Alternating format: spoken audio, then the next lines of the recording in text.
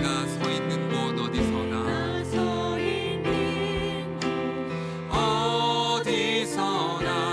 하나님을 예배합니다.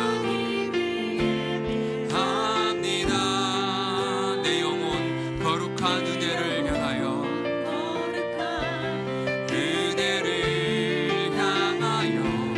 내 마음 완전한 하나님 향하여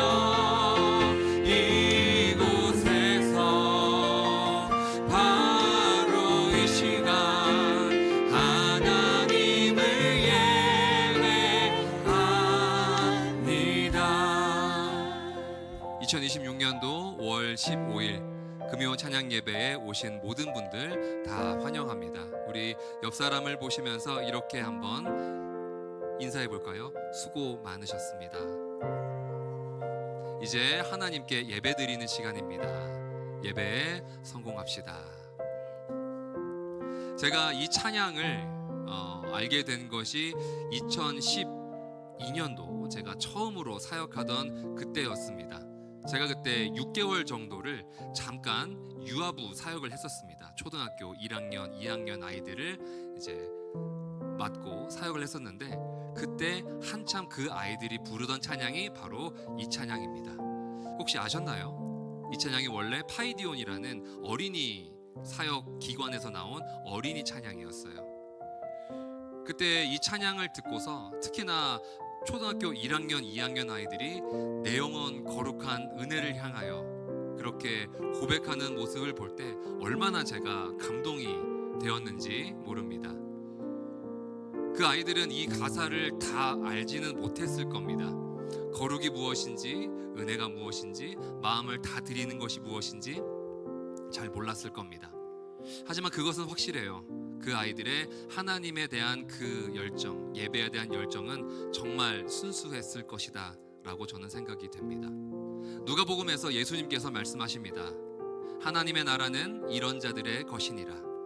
어린아이와 같이 하나님의 나라를 받들지 아니하면 천국에 들어가지 못하리라 라고 말씀하십니다.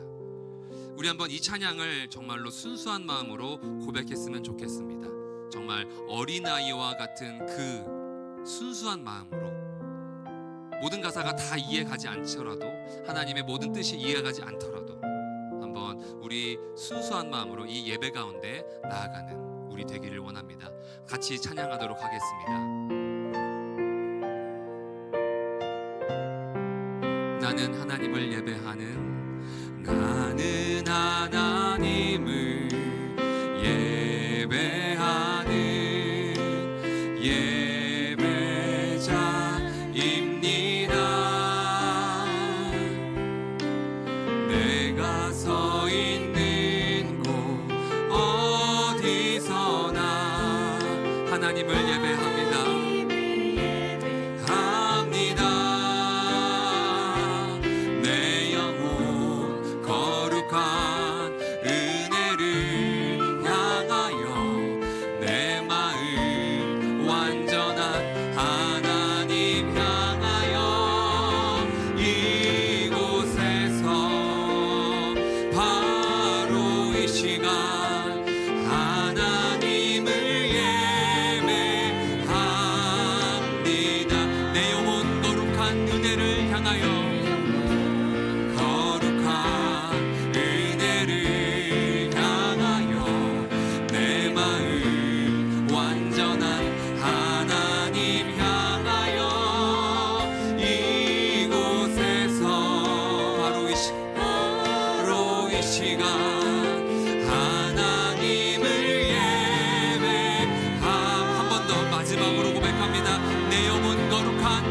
내 영혼 거룩한 은혜를 향하여 내 마음 완전한 하나님 향하여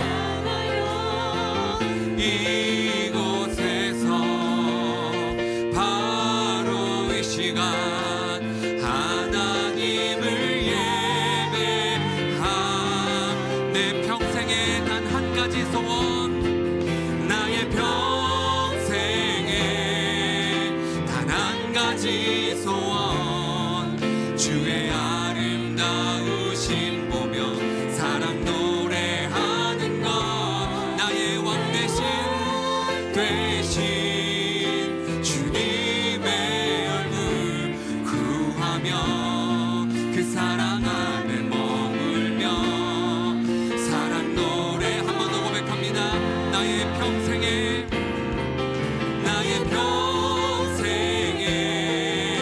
단 한 가지 소원 주의 아름다우심 보며 사랑 노래하는 것 나의 왕 되신 주님의 얼굴 구하며 그 사랑 안에 머물며 우리 마지막으로 한 번 더 고백합니다.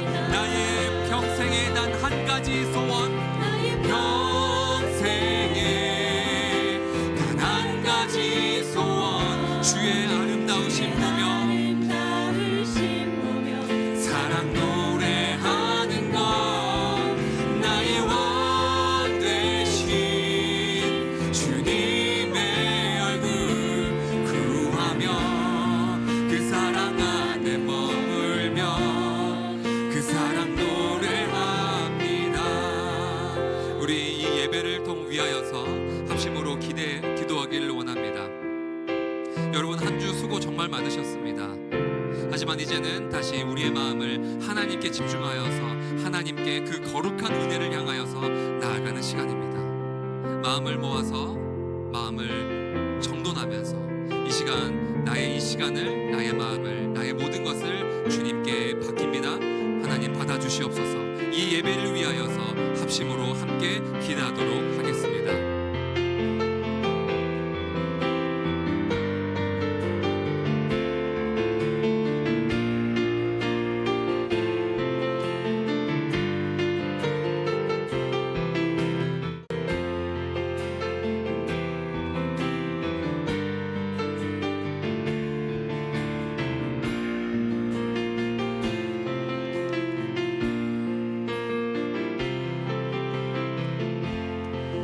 사랑이 참 많으신 하나님, 우리 뉴라이프 교회 성도님들 다시 이 한자리로 모였습니다. 이제 하나님의 말씀을 받고 나의 마음을 마치 거울과 같이 비추어 보고 내가 앞으로 어떻게 하면 하나님의 말씀에 더 가까이 살 수 있을까?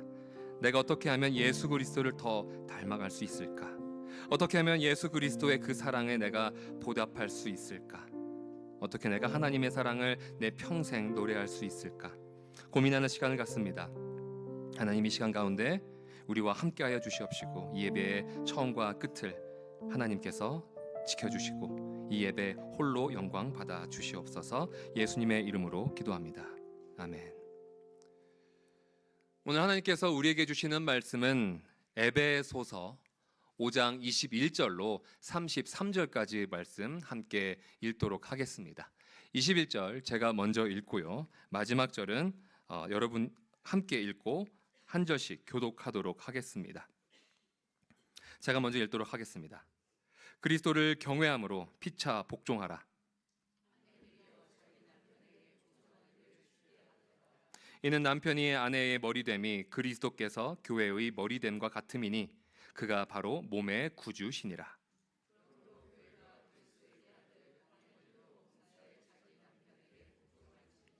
남편들아, 아내 사랑하기를 그리스도께서 교회를 사랑하시고 그 교회를 위하여 자신을 주심과 같이 하라.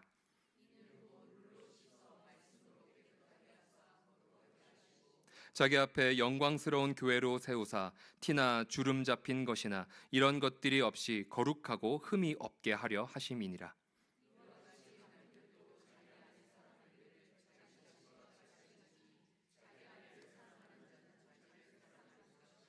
누구든지 언제나 자기 육체를 미워하지 않고 오직 양육하여 보호하기를 그리스도께서 교회에게 함과 같이 하나니.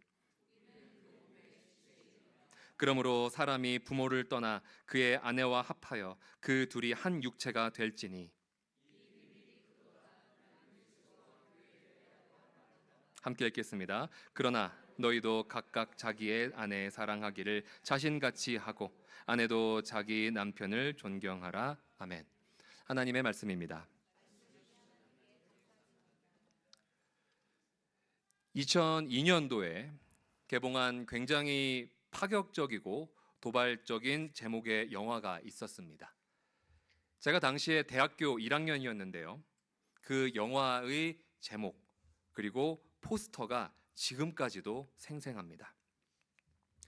결혼은 미친 짓이다 라는 영화예요. 다들 들어보셨을 거라고 생각이 됩니다. 이 영화의 제목과 포스터만 보면 그저 그런 영화 같지만 사실 그렇지 않습니다. 이 영화는요, 이만교 작가의 동명의 소설을 영화로 만든 작품입니다.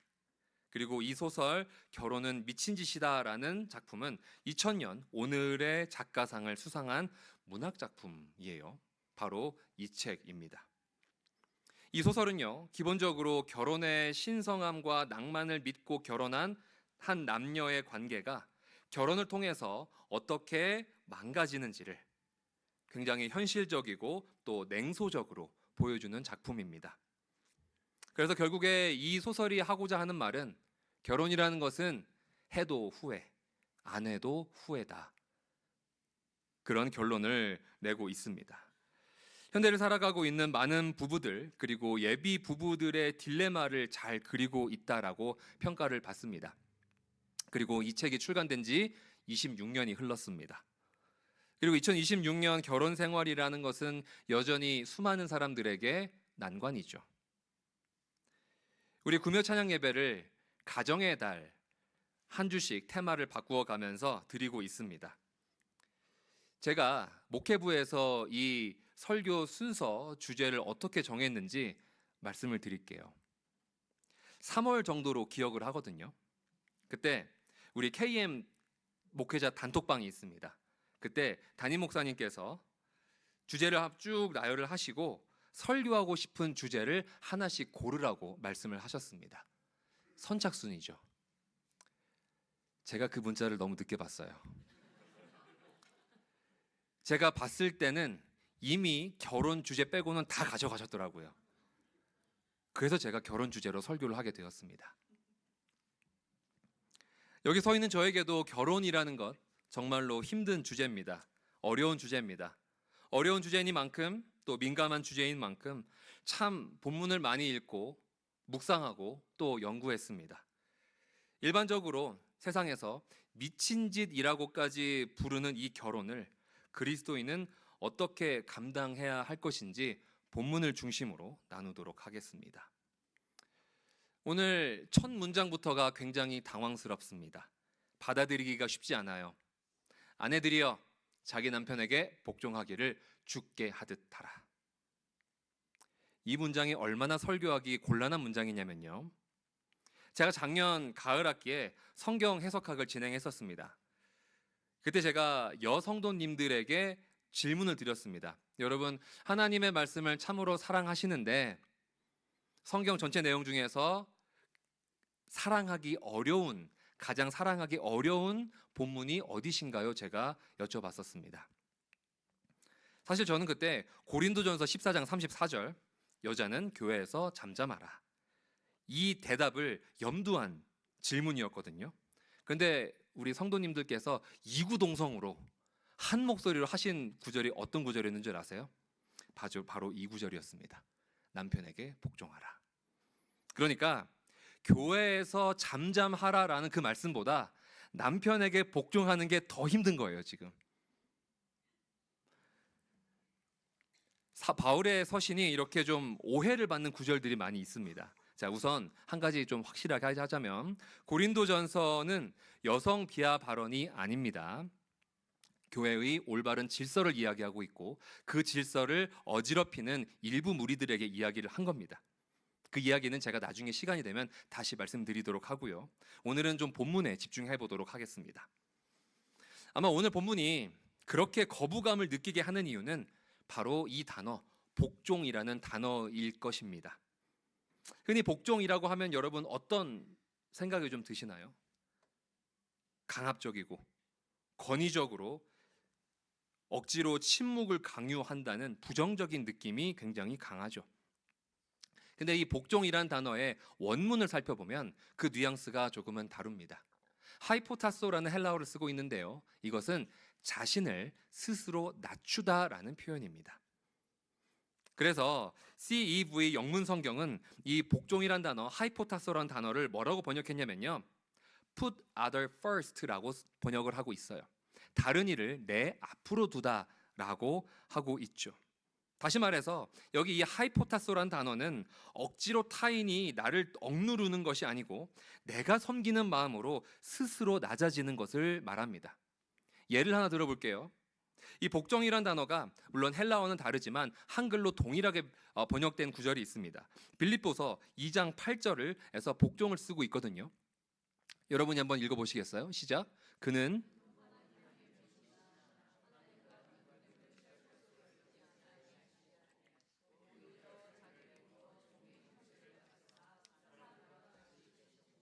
사람의 모양으로 나타나사 자기를 낮추시고 죽기까지 복종하셨으니 곧 십자가에 죽으심이라.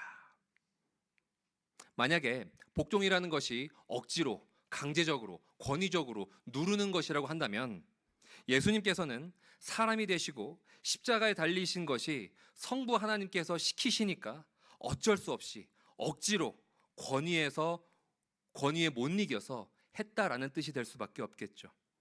그런데 그건 아닙니다. 예수님께서는 자신을 낮추심으로 기쁨으로 십자가 사건을 이루셨던 거죠. 그리고 한글 성경에 보이지 않는 더 중요한 사실이 있습니다. 원문에서 22절에 복종이라는 단어, 하이포타소라는 단어는 22절에 등장하지 않습니다. 하이포타소는 21절에만 등장해요. 원래 이 본문은 이렇습니다. 제가 오늘 22절부터 성경을 시작하지 않고 21절부터 성경을 시작한 이유가 바로 그겁니다. 원래는 이렇게 되는 거예요. 21절에 그리스도를 경외함으로 피차 복종하라. 그리고 21절은 사실 아내들이여 자기 남편에게 복종하기를 그렇게 하라 라고 적혀 있습니다.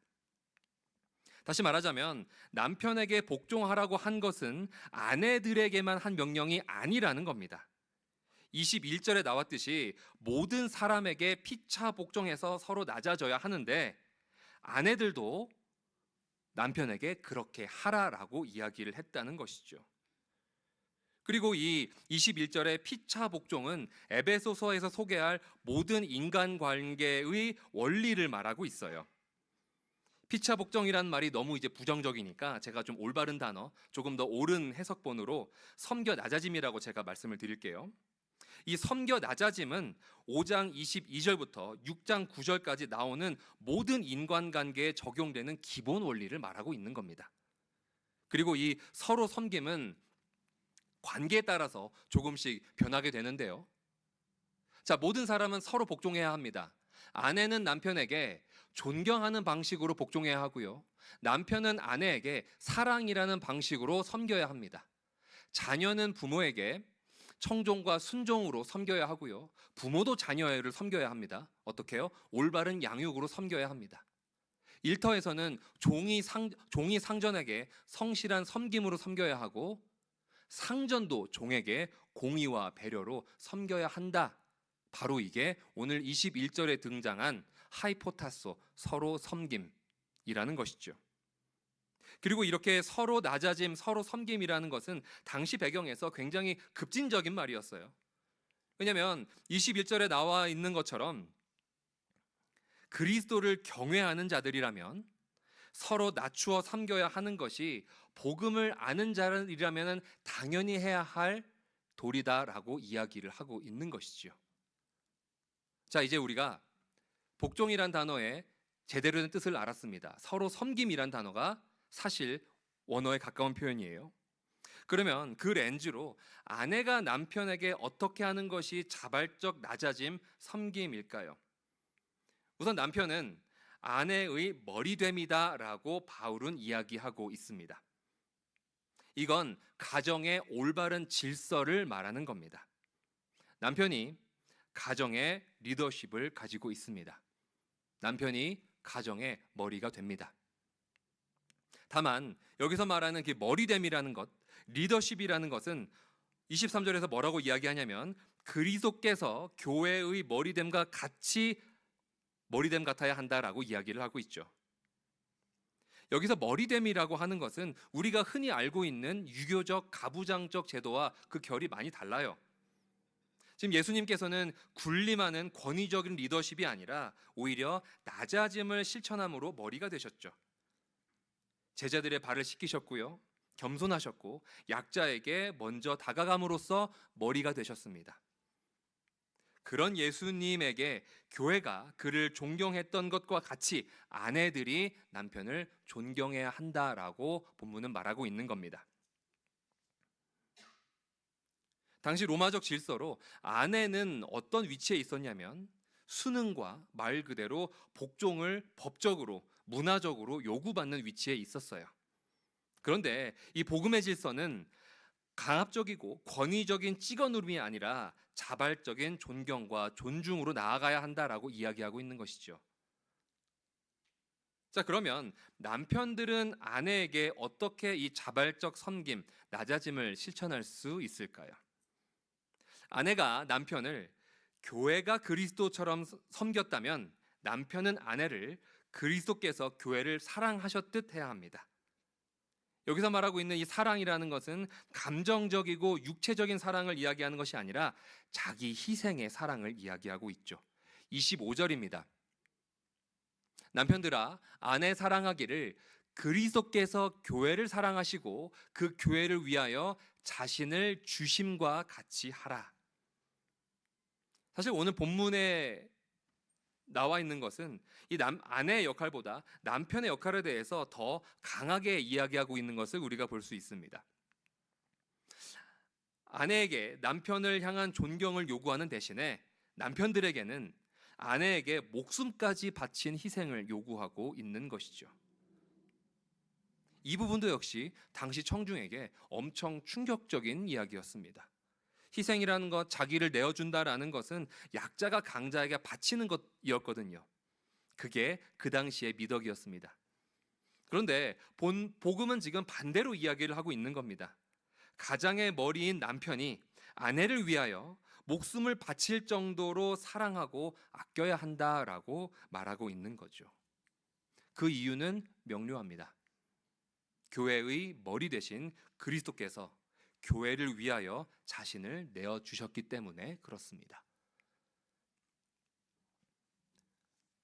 손님이 왕이다라는 말 다들 들어보셨죠?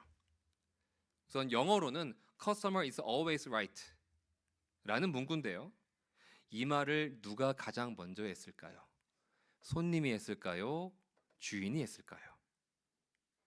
이 말을 처음 한 사람을 우리가 정확하게 알 수는 없지만 확실한 건요, 이 문구는 19세기 후반 유통 서비스 업체에서 많이 하던 말이었고 이게 슬로건처럼 굳어지게 된 겁니다. 다시 말해서 손님이 왕이다라는 말은 손님이 한 얘기가 아니고요, 서비스를 제공한 쪽에서 이야기를 했다라는 겁니다. 여러분 다들 직장 생활 하시면서 커스터머들을 상대하시죠? 그게 꼭 음식점이 아니어도 병원에서는 환자가 있고요, 아니면 서비스를 직접적으로 제공해야 하는 그런 일들을 하실 겁니다. 그때 여러분이 만나는 커스터머가 에이, 손님이 왕이야 라고 이것저것 요구한다면 여러분 기분이 어떻겠습니까? 불쾌하겠죠. 거부감이 들죠.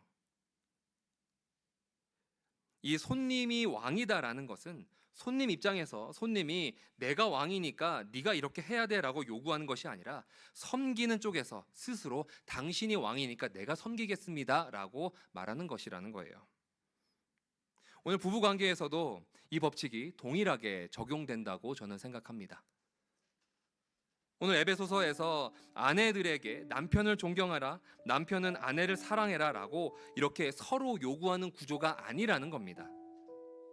오히려 서로가 먼저 자신을 낮아지고 또 섬기는 자세를 이야기한다는 것이죠. 예수님께서는 단 한 번도 교회를 보고 나를 섬겨라 라고 말씀하신 적이 없습니다. 교회를 잠잠히 묵묵히 목숨 바쳐서 사랑하셨습니다. 이게 바로 복음이 관계를 바꾸는 방식입니다. 아내분들, 남편을 먼저 존경하십시오. 남편분들, 아내를 먼저 사랑하십시오. 그게 복음이 말하는 섬김의 시작입니다. 우리 찬양 두 곡을 할 텐데요. 사랑의 주님이라는 이제 축복송입니다. 많이 들어보셨고 많이 불러보셨을 겁니다. 보통 교회 공동체를 통해서 에게 이렇게 부르는 찬양인데, 오늘은 가사를 생각하시면서 우리 배우자에게 이 찬양을 불러주셨으면 좋겠습니다. 부담되시죠? 이게 남편한테, 아내한테 해야 되나? 네. 너무 많이 뻘쭘하시면 그냥 저보고 찬양하시면 됩니다. 십자가 보시고 그렇게 찬양하시면, 네, 옆에 있는 배우자분께서는 이 사람이 좀 새삼스러워서 앞에 보고 있는 거구나, 나를 향한 거구나, 그렇게 서로 받아들이시면 아름다울 것 같습니다.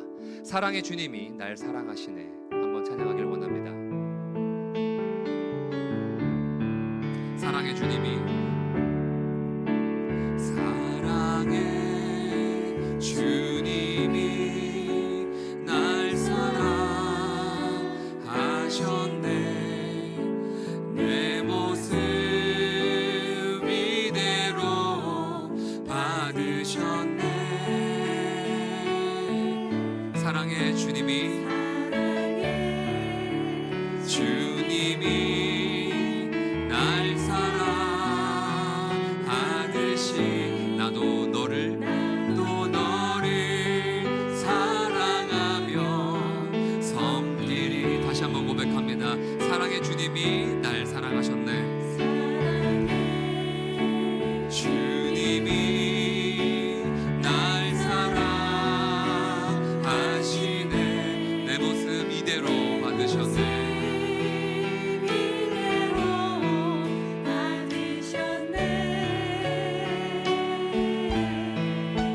사랑의 주님이 날 사랑하듯이 나도 나의 배우자를, 남편을, 아내를 먼저 사랑하며 섬기겠습니다. 우리 조금 더 높은 목소리로 찬양해 볼까요? 사랑의 주님이, 사랑의 주님이 날 사랑하시네, 내 모습 이대로 받으셨네. 사랑의 주님이 날 사랑하듯이 나도 너를 사랑하며 섬기리. 나의 사랑, 나의 어여쁜 자야, 나의 사랑하는 자의 목소리 듣기 원하네. 나의 사랑, 나의 어여쁜 자야, 바위 틈은 밀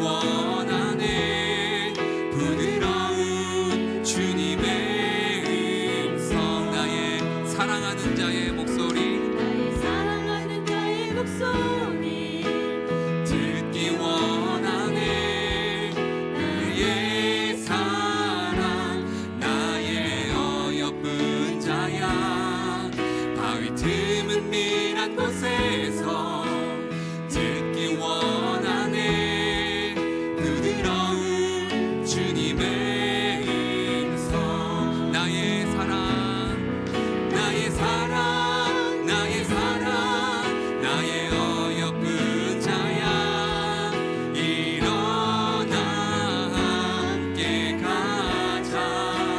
나의 사랑, 나의 사랑, 나의 어여쁜 자야, 일어나 함께. 마지막으로 한 번 더 그렇게 고백합니다. 나의 사랑, 나의 사랑, 나의 사랑, 나의 어여쁜 자야, 일어나 함께 가자.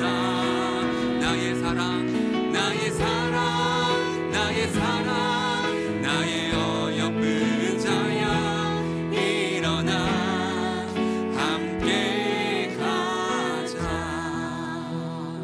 아멘. 자, 그런데 오늘 본문은 단지 아내와 남편이 어떻게 서로 섬기고 사랑해야 되는지만 말하고 있는 그런 부부 관계 개선 상담 본문이 아닙니다. 결혼이라는 것이 생겼을 때부터 오랫동안 비밀을 품고 있었습니다. 여러분, 인류 최초의 결혼이 누구였을까요? 인류 최초의 신랑 신부가 누구였을까요? 바울이 31절에서 그 첫 결혼을 말합니다. 그러므로 사람이 부모를 떠나 그의 아내와 합하여 그 둘이 한 육체가 될지니. 자, 성경을 여러 번 읽고 사랑하시는 분들은 익숙한 구절일 겁니다. 이건요, 창세기 2장 24절의 인용입니다. 자, 여러분이 한번 읽어보실까요? 창세기 2장 24절입니다. 시작.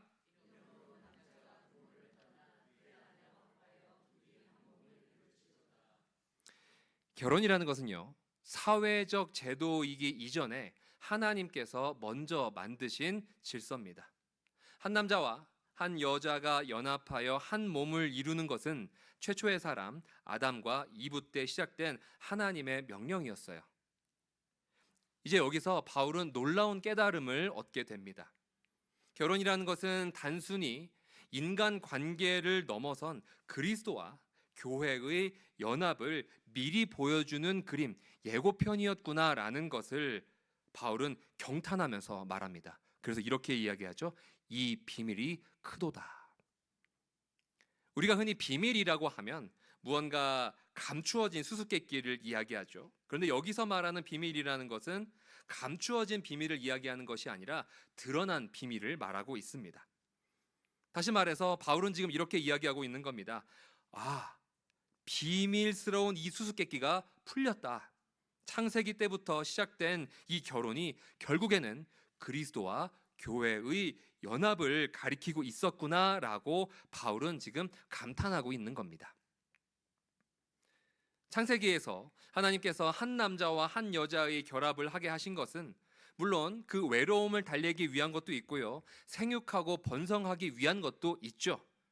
하지만 더 큰 이유, 궁극적인 이유는 그리스도와 교회의 연합을 이 결혼 제도를 통해서 첫 인류 때부터 계속해서 보여주고 계시다라는 겁니다. 제가 처음에 소개해드렸던 그 영화, 아니 소설, 결혼은 미친 짓이다. 이건요, 이 소설은 그리고 영화는 기본적으로 이 결혼이라는 제도, 과연 현대 사회에서도 성립이 가능하냐, 존속이 가능하냐는 질문을 던지고 있는 겁니다. 해도 후회이고 안 해도 후회라고 한다면 이 제도가 과연 옳으냐라고 묻는 거죠.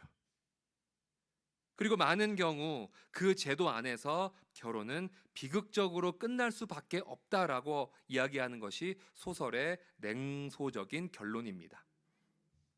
그리고 지금 우리가 살고 있는 2026년은요, 그 생각이 더 확정되어서 결혼의 형태가 변하고 있어요. 결혼을 하지 않고 동거만 하는 것이 더 합리적이다라는 것이 시대의 추세가 되고 있다라는 겁니다. 자, 이런 것을 그리스도인들은 어떻게 바라봐야 할까요?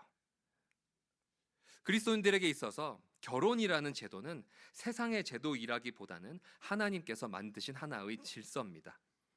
법적으로 제도적으로 만들어지기 훨씬 이전에 하나님께서 우리에게 말씀하신 명령이라는 겁니다. 한 남자와 한 여자의 연합을 통해서 그리스도와 교회의 관계를 우리로 하여금 살게 하시는 것이죠. 여러분이 평생 동안에 누군가를 정말 평생 사랑하고 누군가를 평생 목숨을 바쳐서 사랑하는 그 경험, 결혼 말고 또 어디 있겠습니까? 그렇기 때문에 그리스도인들에게 있어서 결혼이라는 것은 단지 로맨스거나 사회적 책임이나 아니면 흔히 말하고 있는 개인의 자유를 억압하는 그런 불의한 제도가 아니라는 것이죠. 교회가 그리스도를 어떻게 바라봐야 하는지, 그리고 그리스도께서 교회를 얼마나 사랑하셨는지 우리 삶 가운데 경험으로 느끼게 해주는 생생한 실습 자료라는 겁니다. 그런 의미에서 결혼 생활을 하고 있는 우리 모든 남녀는 하나님의 구속사역, 그리스도와 교회의 관계를 삶으로 살아가고 계시는 겁니다. 결코 작은 일이 아니죠. 대단한 일을 하고 계시는 겁니다. 하지만 문제는 그 결혼 생활이 쉽지만은 않다라는 거죠. 심지어 우리는 사랑하는 사람과 결혼을 했잖아요. 그렇죠? 혹은 사랑했던 사람과 결혼을 했잖아요. 다들 등 떠밀려서 결혼하신 거 아니잖아요. 그렇죠? 그때는 엄청 좋았었습니다.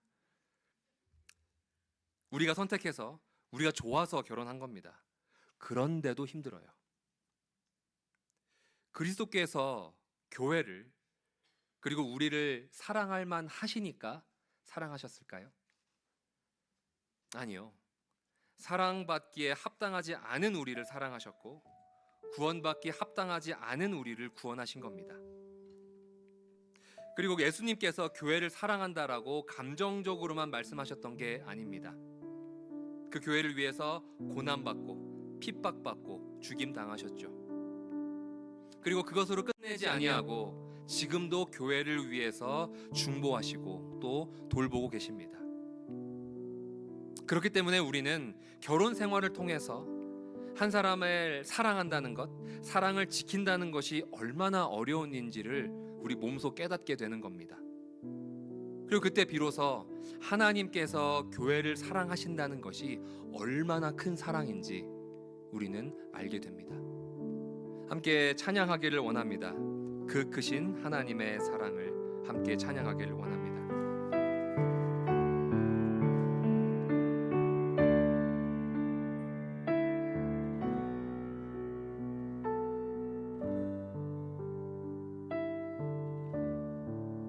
그 크신 하나님의 사랑 말로 담겨 용 못하네.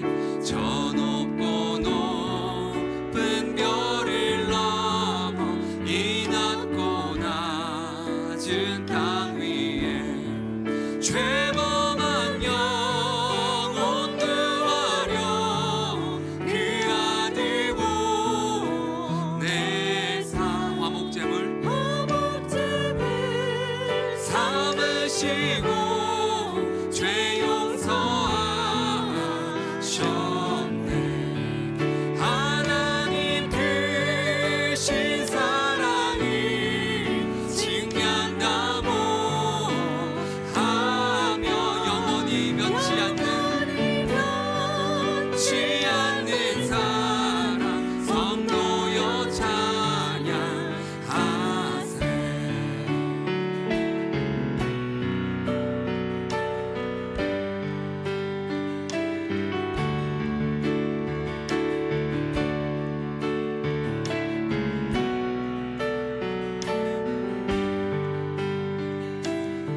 괴로운 시절 지나가고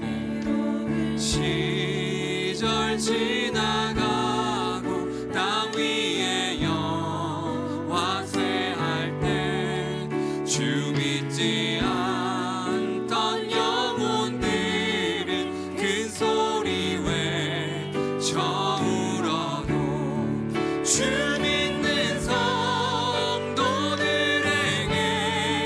큰 사랑 베푸사 우리의 죄 사했으니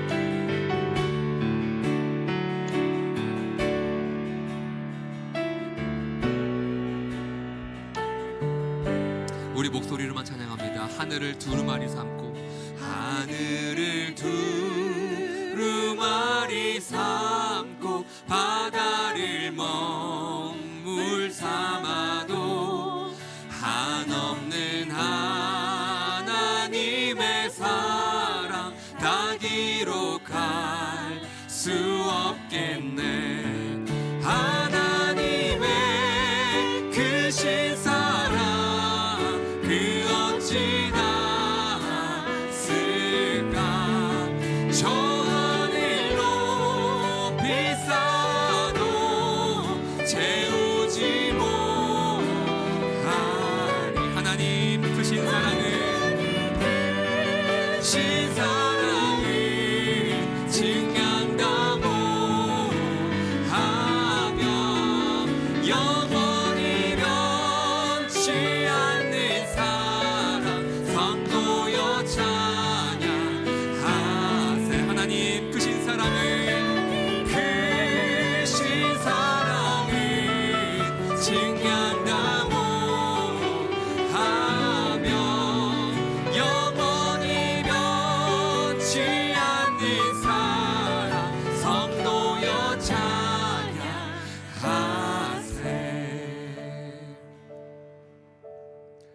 이렇게 그 크신 하나님의 사랑을 이야기하면서 바울은 다음과 같이 남편과 아내의 관계가 복음 안에서 어때야 하는지 마무리합니다. 33절입니다. 이제 한글 성경에는 그러나라고 되어 있는데 이 그러나가 이제 카이라는 헬라어고 이거는 그라나 그리고 그러므로라는 두 가지 뜻을 동시에 갖는데 저는 그러므로라고 생각해서 이렇게 읽겠습니다. 그러므로 너희도 각각 자기의 아내 사랑하기를 자신과 같이 하고 아내도 자기 남편을 존경하라. 결국 남편은 스스로 낮아져서 섬기는 마음으로 아내를 먼저 사랑하고 아내는 스스로 낮아지는 섬기는 마음으로 남편을 존경하는 것.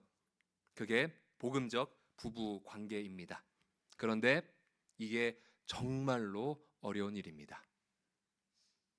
지난주에 우리 성승경 목사님께서 하신 말씀 제가 굉장히 감명 깊게 들었습니다. 중력 같은 내리사랑. 참 흥미로운 비유를 드셨어요. 내리사랑은 마치 중력과 같아서 부모가 자녀를 사랑하는 것은 자연스럽고 본능적이지만 그 반대로 자녀가 부모를 사랑하는 것은 매우 어렵다. 마치 중력에 반하는 것처럼. 저도 부부 관계가 동일하다고 생각합니다. 결혼할 때 정말 두 남녀가 중력처럼 끌렸습니다. 잘 생각해 보세요. 중력처럼 끌리던 때가 있었습니다. 시간이 지나면 지날수록 그 자력이 떨어져요. 더 이상 예전과 같은 두근거림이나 신선함, 매력이 떨어지죠.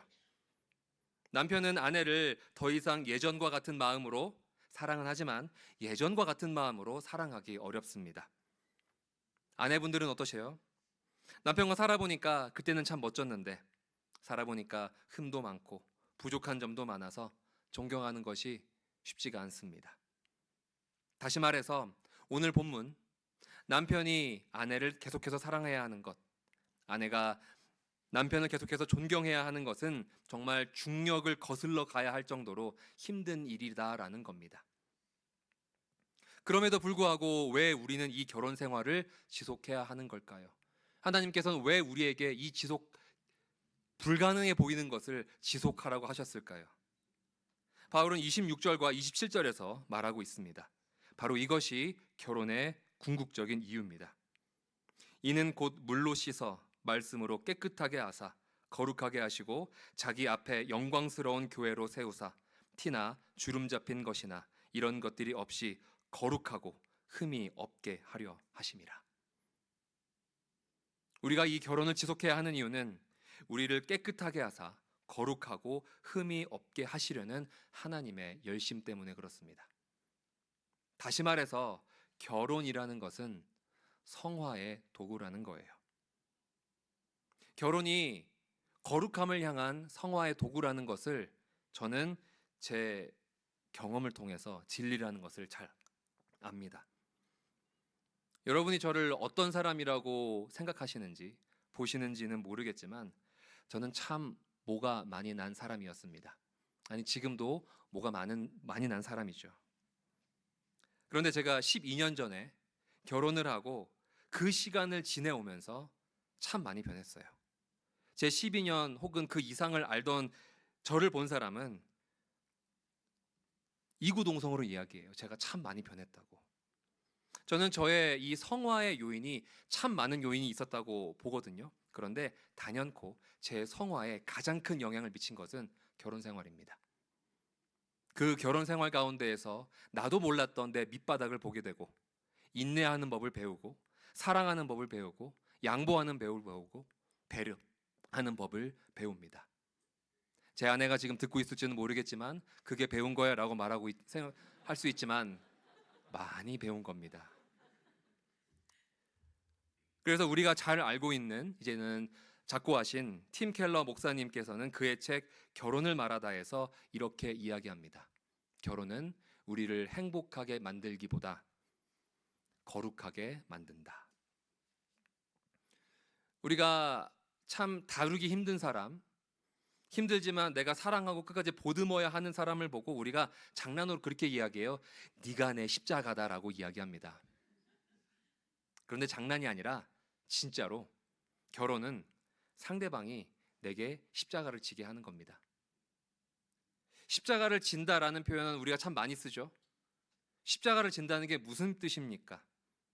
기본적으로 내가 원하는 것을 내려놓고 하나님의 뜻을 따라 나를 희생하고 포기하고 내어주는 것, 그게 십자가를 지는 겁니다.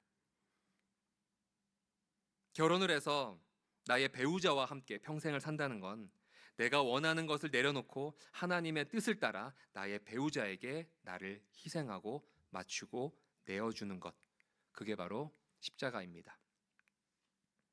그런데 여러분, 너무 억울해하지는 마세요. 이 십자가를 진다는 게 여러분만 지는 건 아닙니다. 반대로 생각해 보십시오. 여러분의 배우자도 저와 여러분이란 사람 때문에 십자가를 지는 겁니다. 내가 생각했을 때는 내 배우자가 나를 기도하게 하는 사람이지만 반대 입장에서는 여러분의 배우자가 저와 여러분을 봤을 때 기도하게 하는 사람인 겁니다. 지금 누가 더 잘했고 누가 더 옳으냐 그르냐를 이야기하는 게 아닙니다.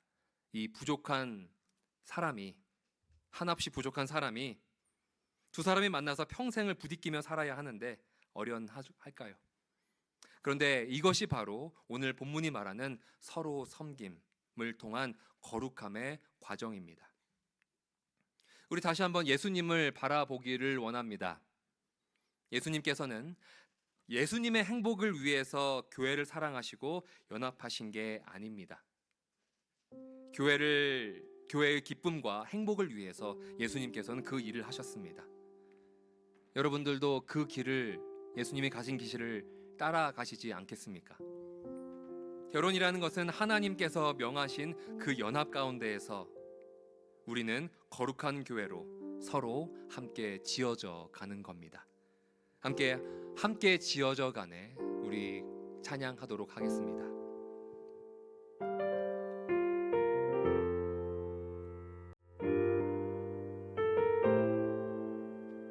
우리는 하나님의 자녀. 우리는 하나님의 자녀. 주 사랑 안에 우리 거할 때, 우리 거할 때 주님 나를 사랑하신 것 같이 우리도 서로 사랑할 수 있네. 우리는 주의 몸된 교회. 우리는 주의 몸된 교회. 모든 지체가 하나 될 때, 모든 지체가 하나 될 때 예수님의 마음을 닮아가며 고통과 즐거움 함께 나누네. 하나님 안에서 우리 서로 이어져 주가 거하시네. 거하실 성전이 되네. 모퉁이 돌 대신 예수와 하나 되게 하신 성령 안에 함께 지어져 가네. 우리는 하나님의 자녀. 다시 고백합니다. 우리는 하나님의 자녀. 주 사랑 안에 우리 거할 때 주님 나를 사랑하신 것 같이 우리도 서로 사랑할 수 있네. 우리는 주의 몸된 교회. 우리는 주의 몸된 교회. 뭐든지 제가 하나 될 때 예수님의 마음을 닮아가며 고통과 즐거움 함께 나누네. 함께 고백합니다. 하나님 안에서 우리 서로 이어져 주가 거하실 성전이 되네. 모퉁이 돌 대신 예수와 하나 되게 하신 성령 안에 함께 지어져 가네. 다시 한번 고백합니다. 하나님 안에서 우리 서로 이어져 주가 거하실 성전이 되네. 모퉁이 돌 대신 예수와 하나 되게 하신 성령 안에 함께 지어져 가네. 우리 같이 목소리 높여 찬양합니다.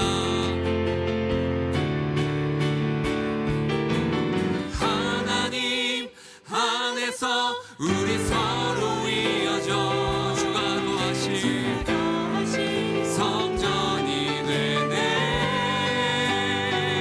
모퉁이 돌 대신 예수와 하나 되게 하신 성령 안에 함께 지어져 가네. 하나님 안에서 우리 서로 주가 거하실 성전이 되네. 모퉁이 돌 대신 예수와 하나 되게 하신 성령 안에 함께 지어져 가네. 2025년도에 한국 리서치라는 곳에서 설문조사를 했습니다. 결혼을 해야 하는가? 라는 질문을 했는데요. 47%가 해도 되고 하지 않아도 된다 라고 답했고요. 그보다 3% 더 적은 44%가 결혼은 해야 한다 라고 답했답니다. 그리고 연령이 어려지면 어려질수록 결혼이라는 것 꼭 할 필요 없다 라고 답변을 하는 경향이 있었어요. 예전에는 결혼이라는 것이 필수였다면 이제 선택의 자리로 이동하고 있는 거죠. 그러면 왜 이런 현상이 일어났을까요? 또 다른 질문을 물어봤습니다. 같은 리서치에서 여러분에게도 한번 물어보고 싶네요. 결혼한 사람이 결혼하지 않은 사람보다 행복할까? 라는 질문을 물어봤다고 합니다. 이 질문에 결혼한 사람이 더 행복하다가 43%, 결혼하지 않은 사람이 더 행복하다가 45% 답했다고 해요. 그러니까 결혼이라는 것은 더 이상 인생의 행복을 가져다 주지 않는다고 생각하는 사람이 더 많아지는 시대가 된 겁니다. 저도 결혼 생활을 12년 해보고 앞으로도 계속 하겠지만 주변에 이런저런 이야기들을 들어보면 현실적으로 결혼을 행복을 위해서 한다면 많은 수의 결혼이 비극으로 끝날 수 있다라는 생각을 많이 합니다. 그런데 성경은 단 한 구절도 결혼의 목적을 행복이라고 이야기하지 않습니다. 그리스도인은 결혼의 목적과 그 정의를 재정립할 필요가 있어요. 결혼이라는 것은 드러난 하나님의 비밀, 그리스도와 교회의 관계를 우리 삶 가운데에서 체험하기 위해서 존재하는 겁니다. 아내는 자신을 먼저 낮추어서 남편을 존경하고, 남편도 자신을 먼저 낮추어서 아내를 사랑함을 실천하는 그 거룩한 성화 가정을 살아내는 게 결혼입니다. 그런데 이렇게 자신을 내려놓을 때 역설적인 참된 기쁨이 따라옵니다. 이것은 세상이 말하자 하는 행복이라는 게 아닙니다. 이것은 하나님께서 세우신 질서에 내가 들어갈 때 하나님께서 충만히 부어주시는 만족, 기쁨, 그리고 환희입니다. 바로 그럴 때 우리의 결혼은 비극이 아니라 하나님께서 드러내신 비밀이 될 수 있을 겁니다. 우리 이 시간 같이 찬양하면서 기도의 자리로 나아가기를 원합니다. 오늘 본문의 말씀 참 행하기 어려운 그런 말씀입니다. 하지만 우리가 바라봐야 할 것은 내 아내가 얼마나 사랑스러운지가 아니라, 나의 남편이 얼마나 존경스러운지가 아니라, 그리스도께서 우리를 얼마나 사랑하셨는지, 그리스도와 교회의 연합을 우리는 생각해야 합니다. 바로 그 사랑을 우리가 감탄하고 즐거워할 때 우리는 서로 섬김의 자리로 나아갈 수 있을 겁니다. 함께 찬양하도록 하겠습니다. 아버지 사랑 내가 노래. 아버지 사랑 내가 노래해. 아버지 은혜 내가 노래해. 그 사랑 변함없으신 거짓 없으신 성실하신 그 사랑, 상한 갈 때 꺾지 않으시는, 상한 갈 때 꺾지 않으시는, 꺼져가는 등불 끄지 않는, 꺼져가는 등불 끄지 않는 그 사랑 변함없으신 거짓 없으신 성실하신 그 사랑,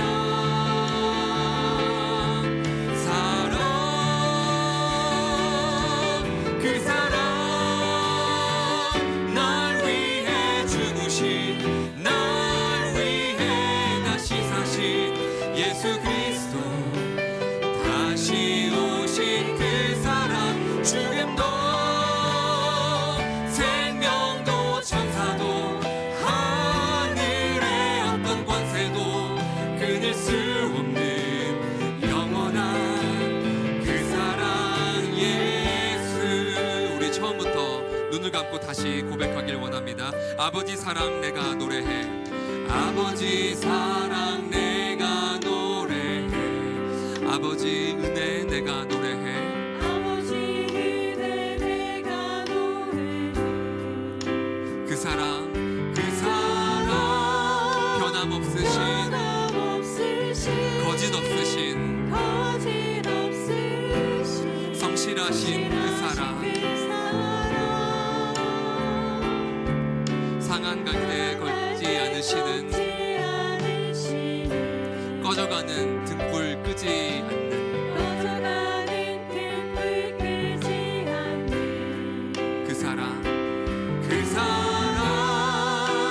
변함없으신 거짓 없으신 성실하신 그 사랑,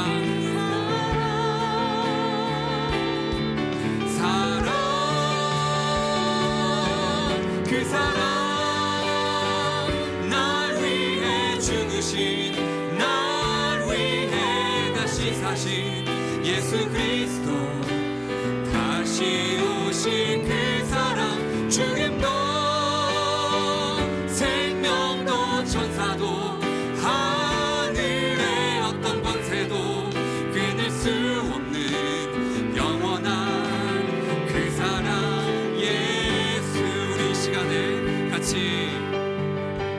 그렇게 고백하며 나아가기를 원합니다.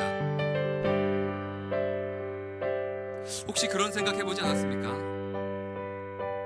결혼 생활이 그렇게 힘든 이유, 그것이 꼭 나의 배우자의 문제일까?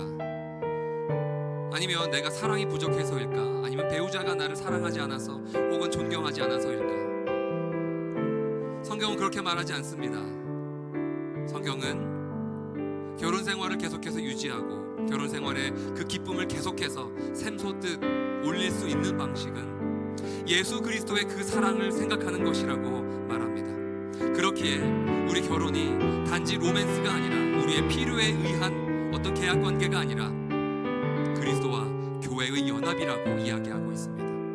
이 시간 우리가 먼저 기도해야 할 것은 우리가 예수 그리스도의 그 사랑을 다시 한번 생각하길 원합니다. 예수 그리스도께서 그 교회를 위하여서 행하신 그 사랑, 잠잠히 사랑하시고 참으시고 인내하시고 무엇보다도 교회를 살리기 위해서 그가 죽음으로 걸어 들어가셨던, 그리고 저주받아 십자가에 달리셨던 그것을 우리가 먼저 생각합니다.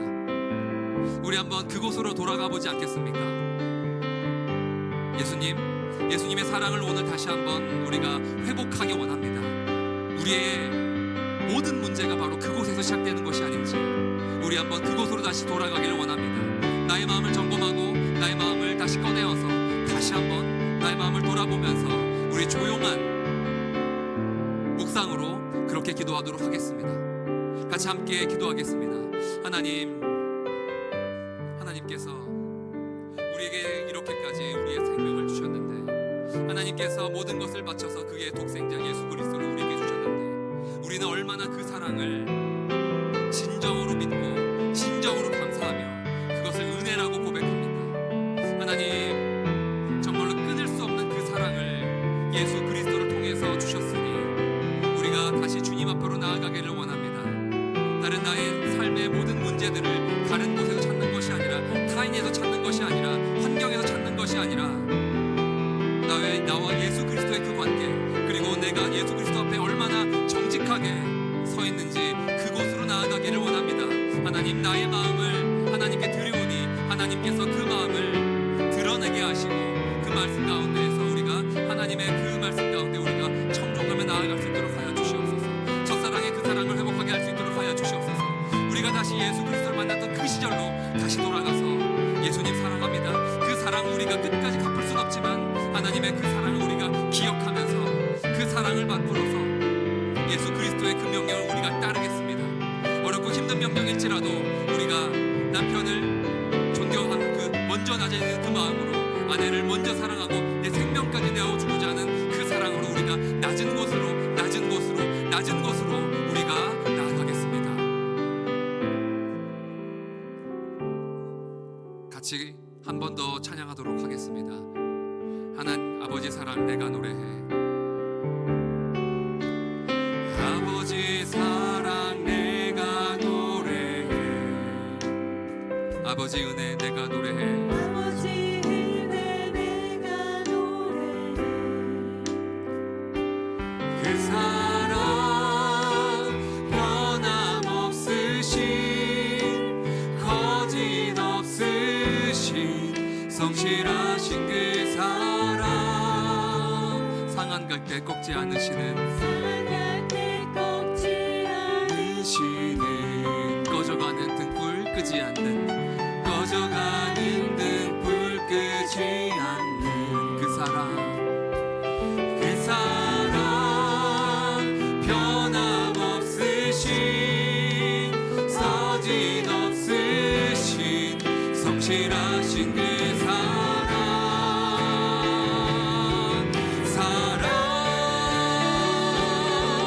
그 사랑,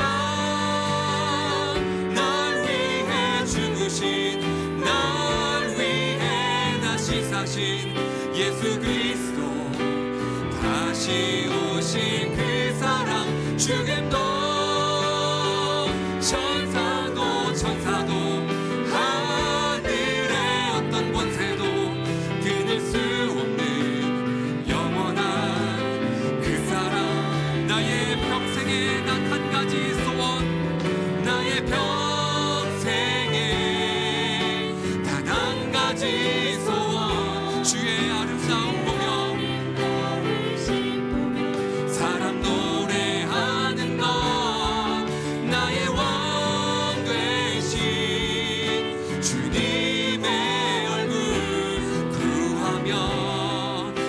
사랑 안에 머물러 사랑 고백하 한 번 더 고백합니다. 나의 평생에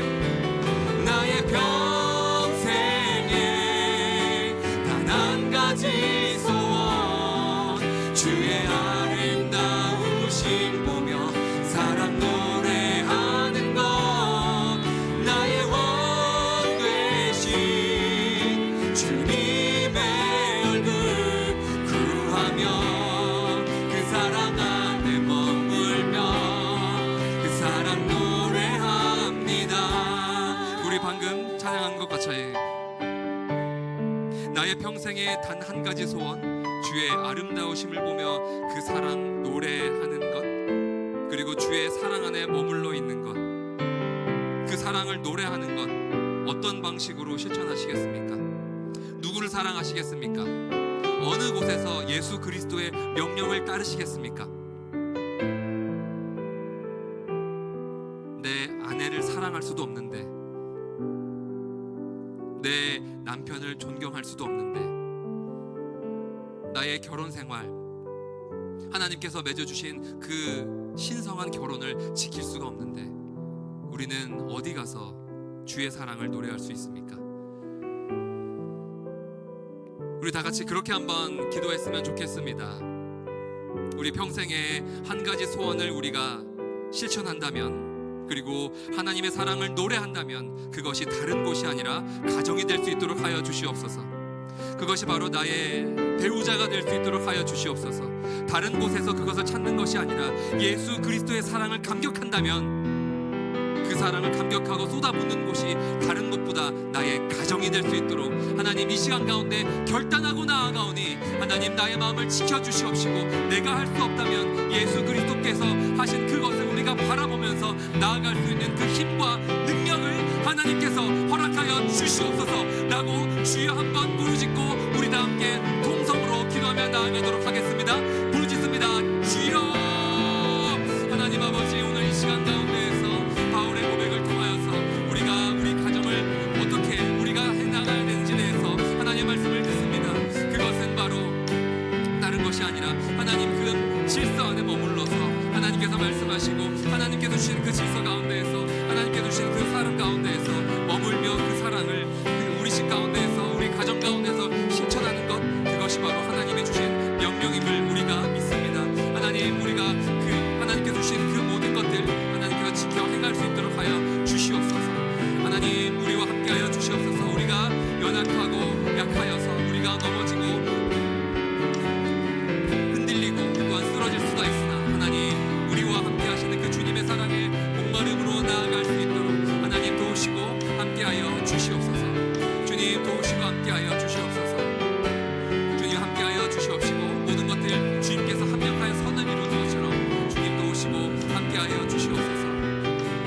하나님 한 말씀을 통하여서 오늘도 그렇게 깨닫고 나아갈 수 있는 우리 될 수 있도록 우리 뉴라이프 성도님들 될 수 있도록 그리하여서 그 모든 것들이 세상의 빛과 소금이 될 수 우리 될 수 있도록 하나님 도우시고 이 시간 축복하여 주시옵소서. 주님.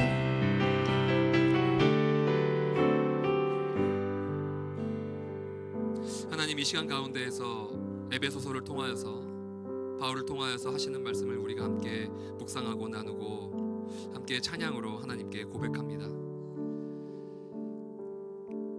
이 시간 먼저는 결혼의 아픔에 있는 자들을 위로하여 주시옵소서.